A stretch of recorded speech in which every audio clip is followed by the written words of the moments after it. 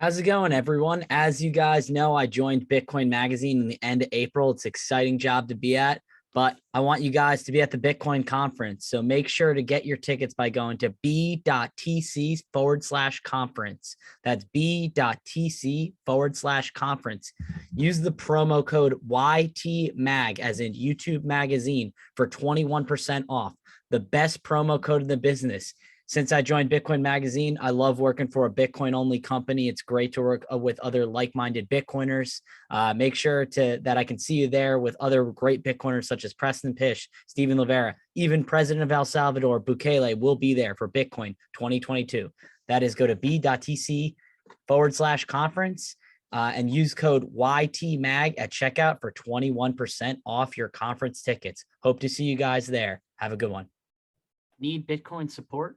The pros at Coinbase Connect are here to help. Learn about self-custody, privacy, mining, lightning payments, and much more. Simply go to coinbase.com/connect and schedule a one-on-one video call with a Bitcoin pro. Take your knowledge to the next level by connecting with a pro on coinbase.com today. Please check out episode 41 with Adam O, aka Denver Bitcoin on Twitter, episode 46 with Hodl Tarantula, or episode 49 with Adam Meister. All are pros you can connect with at coinbase.com connect today.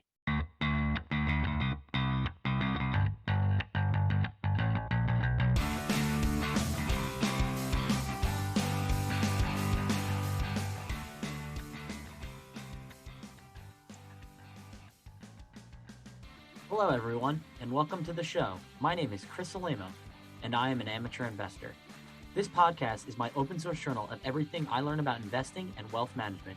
I'm here to explore the key concepts, market dynamics, and investing strategies that will assist you on the path towards financial independence and financial literacy. My mission is to build us from amateurs to experts. All suggestions are my own, and I recommend that you should do your own research before taking any investment advice. See you in this week's episode. I hope you enjoy. All right. Welcome, everyone, to the show. This is episode 62. I can't believe I've got through 62 episodes already. But in this episode, I have the pleasure of interviewing third-generation winemaker, entrepreneur, chief growth officer at Luova Bella Wines, and founder of Red Wines brand, Marisa Sergi. Marisa, thanks for taking time out of your day to come on the show. Thank you so much. Thanks, Chris. I appreciate you having me. Yeah, it's been a pleasure. I know, I guess I'll kind of tell my audience how I found you, and then I want to dig into your history. So pretty much I got into TikTok in the beginning of 2020. I think as many people did, because just trying to kill time and, with the world kind of shutting down, it seemed. And I guess within a couple months, I came upon your TikToks, and I saw that you were a winemaker or a connoisseur and founder as well. And I really have a deep appreciation for wines, but I know nothing about it. I think one of the best documentaries I've ever seen is the documentary Somm. It used to be on Netflix, but I think it moved to Hulu. But I kid you not, I've seen that probably like 10 or 11 or 12 times. I'm always like, if anyone's in a mood for a documentary, I'm like, we have to watch Somm. It's so good. I mean, it's crazy the amount of training they went through. But I guess before we get into that and expanding on that, Marisa, if you could provide my audience a little bit about your background, what your life was growing up, where you went to college, and then ultimately how you went into the career that you're currently in. Sure. I'm definitely from small town USA. It's called Lowville, Ohio. I would say the population is under 2,000 people. My graduating class in high school had a total of 53 individuals, including myself.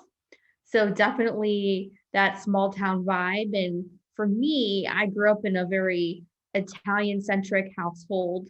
Lowville is typically Italian Catholic, so it's very cultural, a lot of Italian fests, a lot of Italian traditions. It's a nice town, but for me, growing up, I never saw outside Ohio when it came to my future. I always thought I would just kind of go through high school, go to the local college, maybe get a degree in psychology or something that was relatively interesting and kind of roll from there. But I was lucky to have been born into a family that had a deep appreciation for food and wine, and that really intrigued my interest. And I really had a strong support system, specifically from my mom. And she always pushed me to do my best in school. I would be crying at like 9 p.m. I didn't do my calculus homework or something, but she always helped me. She definitely is one of the main reasons why I am who I am today, but she pushed me to take classes at Youngstown State University while I was a high school student. It was called SB 140. You had to take the ACT, get a certain score, and then be able to take college classes while you were still in high school. So that helped me kind of get a step outside the boundary and kind of see beyond and what the possibilities were, which then led me to realizing what I really wanted to do in life. I enjoyed winemaking, I enjoyed the arts, and I found that Cornell University offered a degree in viticulture enology, which is the science of winemaking and grape growing. So I did apply, and I was very fortunate to get accepted into the viticulture enology program. I didn't even know Cornell was an Ivy League. That's how small minded I thought. I'm not trying to belittle myself, but I'm just trying to explain that I didn't have a lot of resources besides my family and a few peers in college that really um, had me thinking beyond what I thought the expectation was.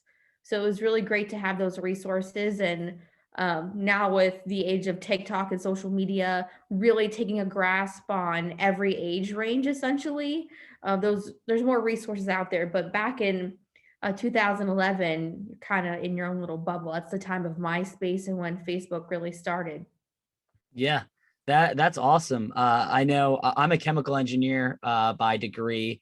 I grew up in New Jersey. I was born in Atlanta, but grew up in New Jersey, kind of a big Italian family. So you can definitely relate. I learned a lot of my cooking expertise from my great grandmother, my grandmother, and mother. The men in my family aren't bad cooks either. They're normally the one that make the sauce as well. So I get a lot of appreciation from that.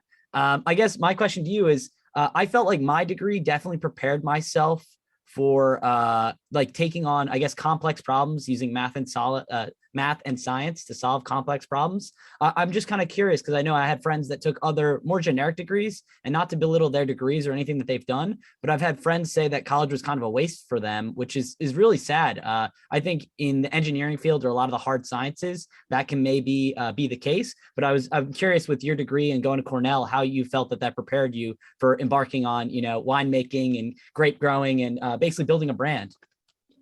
Definitely, the program helped give me the tools and all the resources needed to be successful. A lot of the coursework is very specific, and they have a lot of experts that are either teaching you or they bring in guest lectures on a specific topic. So it was definitely a great experience. And I know a lot of my peers are very successful for that as well. But college, in my opinion, is what you make of it. You can take it so far or just go through the motions, show up, take the test, get a C or better and pass and kind of move on with it. But, I had that attitude, I would say, at both points in my college career. I didn't really know what direction I truly wanted to go in. So I was very timid, apprehensive to get involved, which I wish I weren't when I was a freshman, sophomore type of age. But once I found the entrepreneurial sector of the campus, which is mostly in the hotel school, which is outside of my program, I was able to pair my love for wine and really take on my true passion, which is business and entrepreneurship. I was able to mold those together. So my junior and senior year, I was really able to find that path, and I got more involved in the Cornell community and networked. And for me, the coursework paired very well with the networking, but I feel the networking is really what took me to new heights once I did graduate and eventually moved out of upstate New York. The relationships I've harbored and still have today are one of the main reasons why I've been able to have some opportunities that have really helped my career. Definitely. I would say, I know it's a quote, I don't know who said it, but your net worth is your network. And I think that's a very clever quote. So I'm glad that you took upon yourself to network and grow and branch out. I guess so. How has your journey been? So I know obviously you grew up in a small town USA, went to Cornell and Ivy League, a very prestigious university seen by most globally, even especially domestically, but especially globally as well. So how was your journey from taking over? I guess your family, you took over your family business, I believe, and then you kind of built your own brand and you started to found your own wine as well. Yes, you are correct. So it's a little complicated, but we'll take a step backwards back to Cornell really quickly. I started a wine label called Redhead Wine. I've recently rebranded to Reds, but that's what really jump started my whole career because it was my capstone project to graduate. I wanted to design a label, make a wine, and try to bring it to a couple stores and document the process. But along that journey, I did stumble upon a business plan pitch competition where just to get qualification, you just had to come up with a 60-second business pitch on the spot. I qualified for the competition, although I had no business experience. I got mentors and other students to help me prepare. And that's what made me realize that I wanted to pair my love for wine and then entrepreneurship, my newfound passion. So with that, I was really able to harbor the skills and that network that we referred to.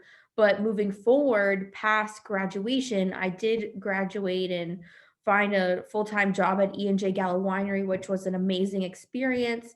So I put the redhead thing to the side and decided to embark on that career just to see if I loved it, which I did. But if I kept thinking about the whole entrepreneurial situation, maybe I should resign after 12 plus months and try my luck. And that's what I did. I resigned in 2016, moved back to Ohio.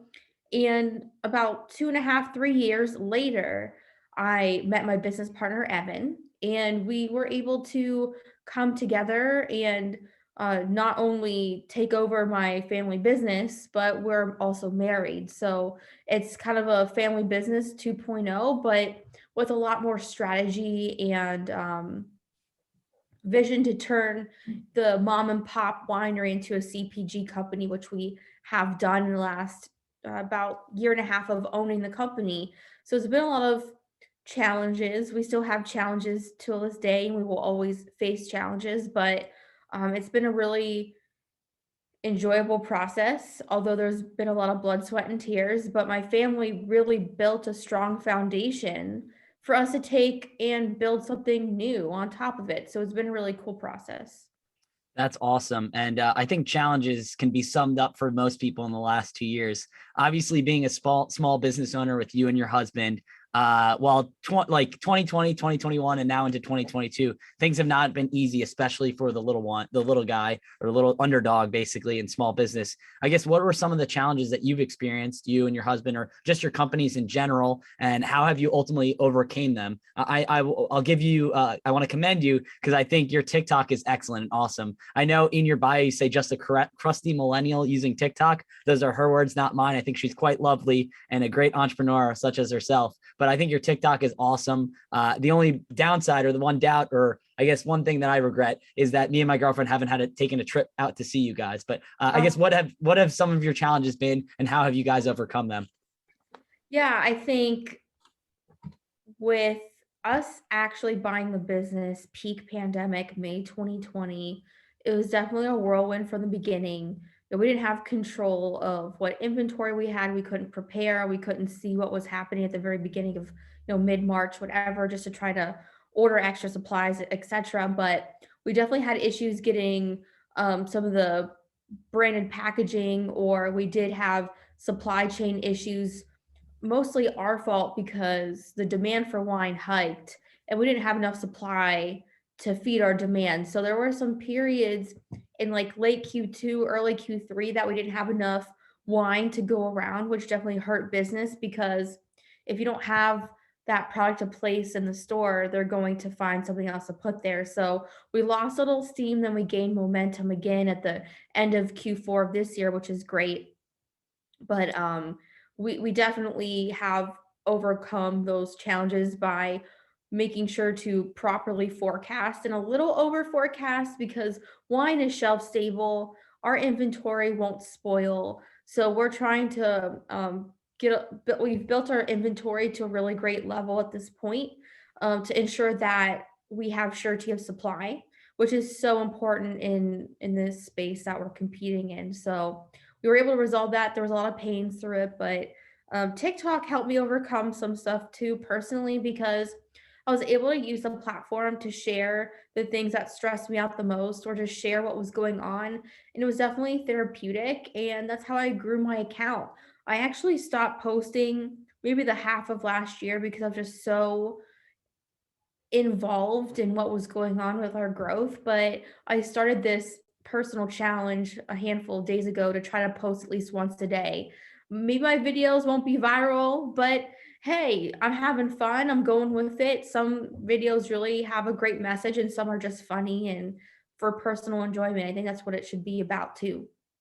Definitely. I've loved your TikTok, and I've been on it a little bit too much. I kind of slowed down probably right around the same time as you. So I had maybe missed a lot of your videos, but I guess if you weren't posting, that makes sense.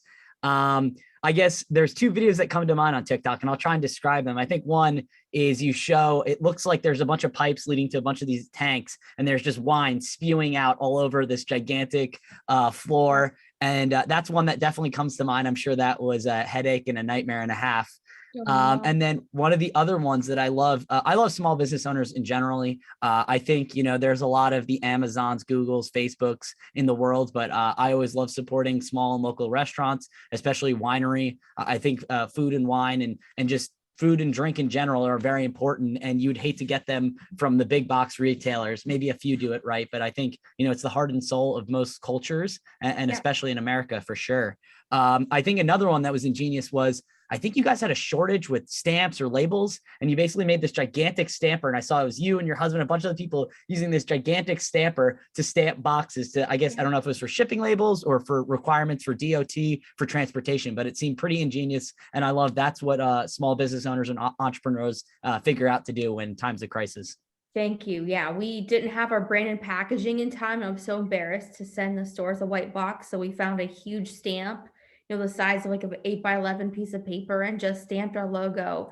It definitely worked at the beginning, but as the stamp wore down and got beat up, it looked really ugly. So we're very grateful that this year we're unveiling our new Purple Rain, fully purple and white box that we don't have to stamp anymore.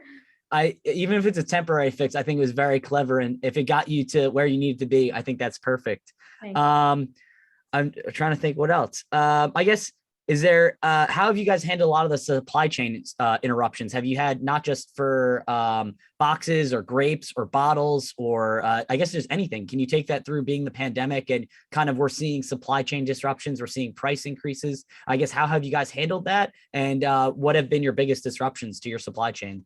Sure. So we're very fortunate. A lot of our source is from local companies or local manufacturers that we're able to rely on and have great pricing or contracts with. So we have surety of supply now. It truly was just a shortage of our own supply to feed our demand. That was the issue.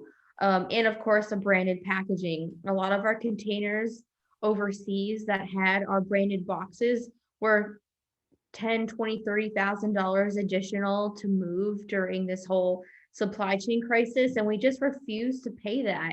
I know some people who got taken advantage of and didn't think about other resources, and it's just really sad that people paid 5, 6 figures for shipping of items that you felt are essential.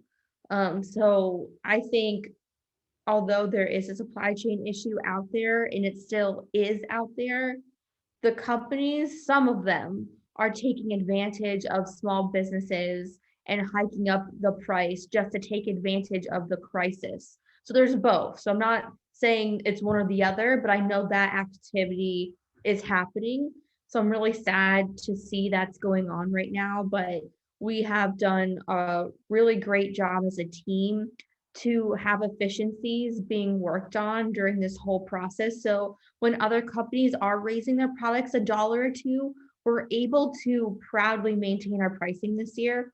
I can't promise that we can maintain forever, but right now we are And it's really nice to know that we're working hard for our customer, and I hope that's appreciated. So if you hear that, we didn't raise prices.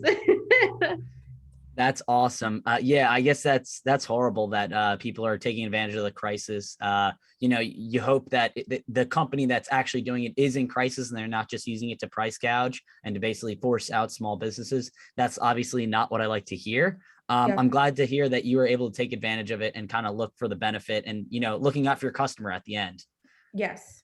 Thank you. Yeah, of course. Like I said, all those ingenious ways of doing that. Um, I guess what else would I'm trying to go? I guess what are you most excited for in 2022? I guess what next steps are your business? I know it kind of seems we're coming to the end of the pandemic here and hopefully things opening back up, the economy thriving and travel and entrepreneurship kind of blossoming with that. I guess what are you most excited for? What are your next steps that you're looking forward to? In 2022, it's definitely going to be a huge growth year for us, but it'll come with many challenges. We entered a lot of new markets last year and we were riding that wave and putting new product in stores. And now we're going back to our retailers asking, hey, we have great sell through, we have excellent data, we're generating great revenue for your stores. Can you please give us that permanent real estate on their resets? And what I mean by a reset is they'll redo their shelf and reserve maybe 3 to 6 inches of space for our products.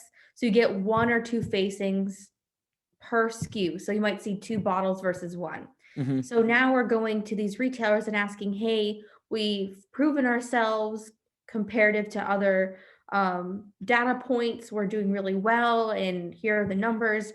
Please give us a space because we're adding value to not only you but to your customers. Your customers are coming to your stores looking for a product. So we are trying to move really fast, but retail isn't always going to move fast with an ambitious company. So we have to be patient. We have to be respectful of those processes that the retailers are going through, but we're really hoping that they see that there is that added value so we can get that permanent real estate. So we have convenience and promise to our customers that our product will always be in those stores. So I'm working on those presentations now.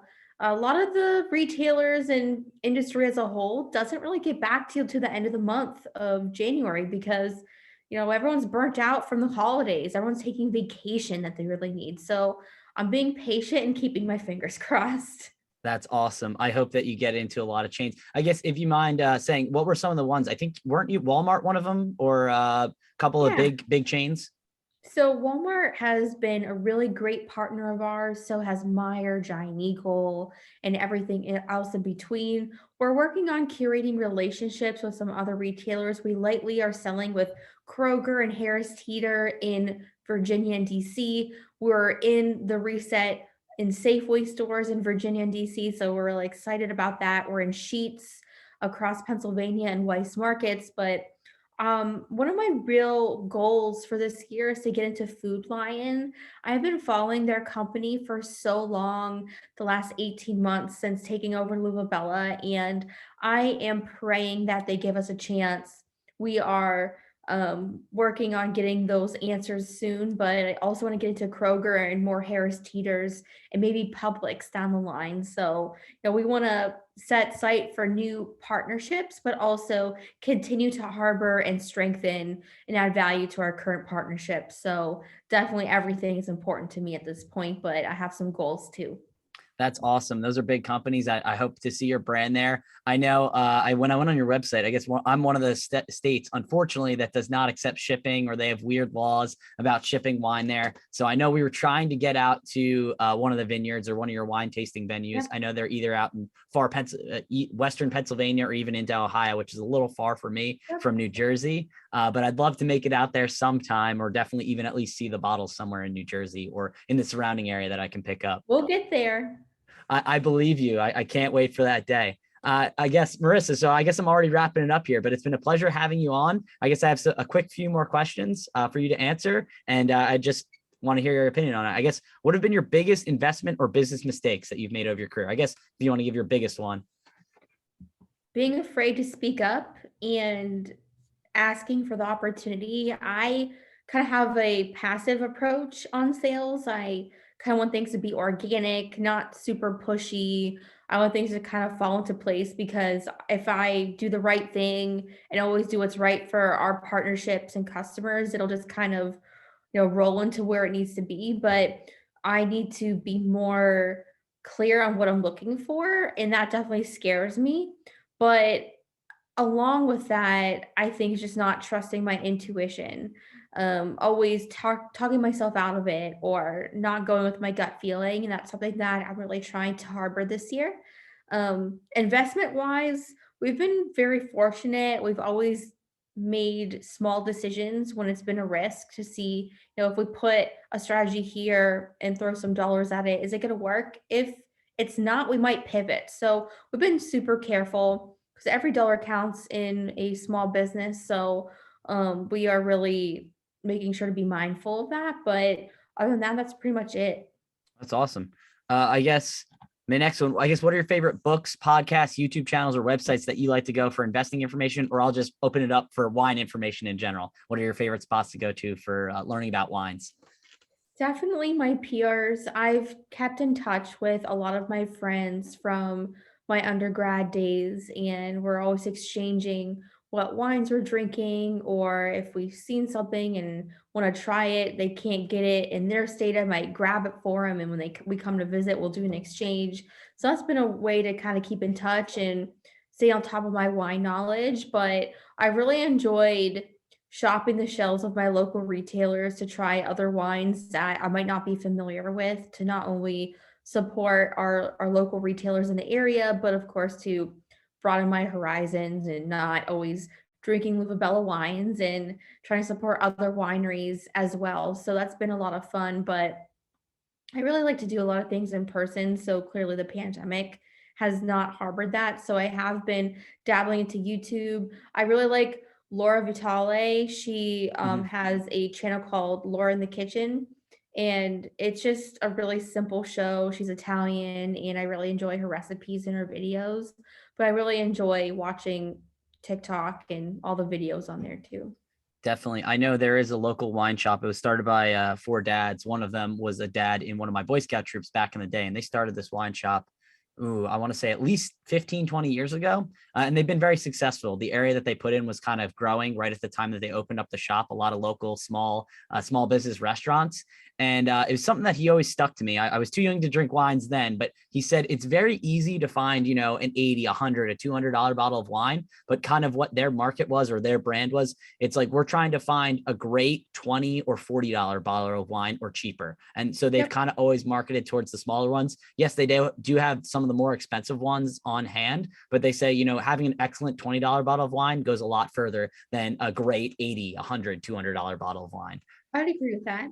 Yeah. And I can definitely see that in your branding and your packaging for your bottle of wines as well. I think it's probably easier to sell more in volume when you're in that lower or better quality range of price. And I'm sure Sure. they taste great as well. Um, Thank you.